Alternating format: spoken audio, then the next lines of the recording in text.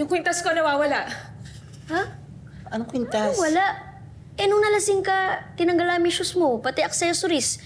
Tsaka yung kwintas mo nasa side table mo lang. Nilak pa nga namin kwarto mo eh. Baka naman na-misplace mo lang. Siyempre lasing ka kagabi. Yun nga. Kasi si Mama Dam, nasan?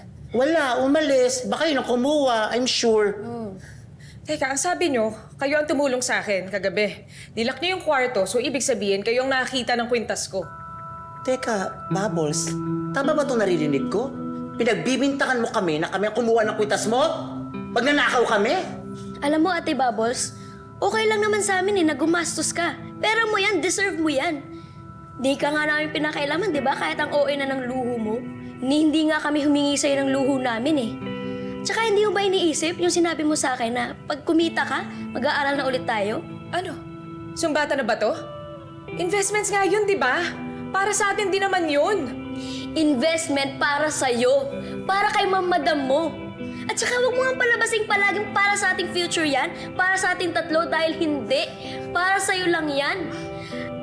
Alam mo, nasilaw ka na ng mga ambisyon mo.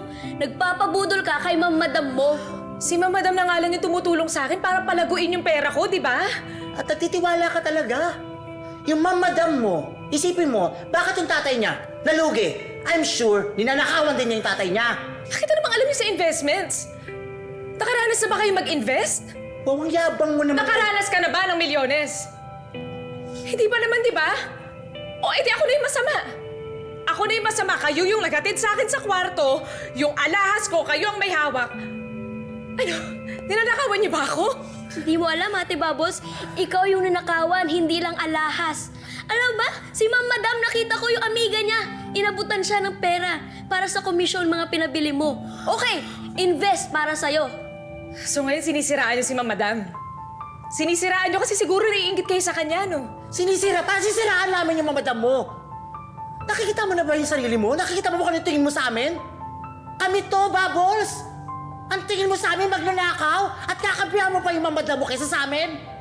Ang ganda na, di ba? Ang ganda na ng bahay natin. Ang ganda na eh. Ang ganda na tinutulugan natin, hindi tayo siksikan. Tapos hindi na rin tayo naglulugaw araw-araw, di ba? So ngayon ako pa yung masama. Ayaw nyo na dito. O edi sige, umalis na kayo kung yan naman yung gusto nyo. Aalis kami, Ate Bubbles, aalis kaming dalawa. Total yan naman tingin mo sa amin, di ba? Magnanakaw. Walang alam, walang silbi, walang natulong sa'yo. Diyan ka.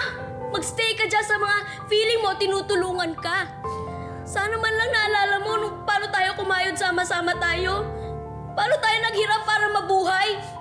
Pero okay lang. Masaya ka dyan, mayaman ka na ngayon. Diyan ka. Kami, okay lang naman kami dun sa dati. Ang alam ko lang, mas masaya tayo noon, mas enjoy tayo noon. Kaya kami, aalis kami. Sanay kami magbanat ng buto. Ikaw, diyan ka, maiwan ka dyan sa masaya't mayaman mong buhay. Aalis na kami, Bubbles, kung yan ang gusto mo.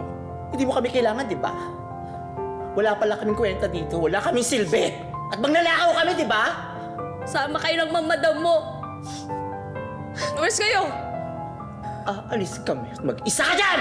Bahala ka na sa buhay mo.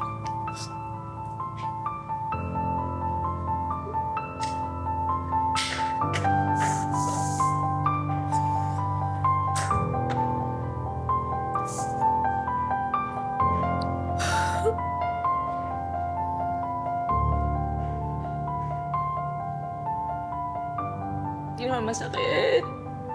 Hindi masakit mag-isa. I love. Ito naman yung bahay ko.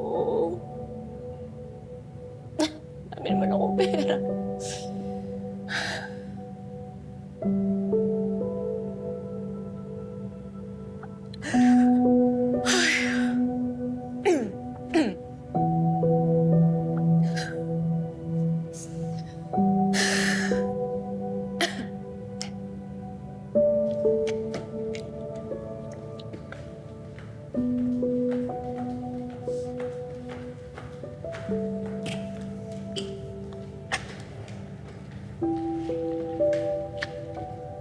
Bye. Bye, Ate Bubbles.